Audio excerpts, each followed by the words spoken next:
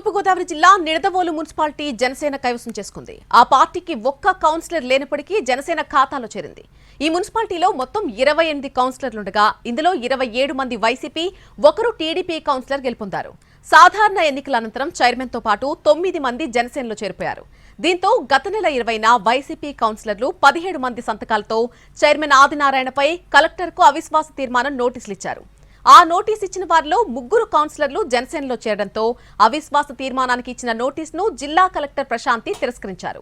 దీంతో మంత్రి కందుల దుర్గేష్ ప్రాతినిధ్యం వహిస్తున్న నిడదవోలు మున్సిపాలిటీ జనసేన సొంతమైంది.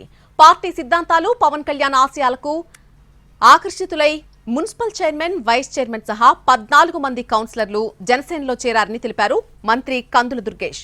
వారందరి సహకారంతోనే నిడదవోలు మున్సిపాలిటీ జనసేన కైవసమైందన్నారు.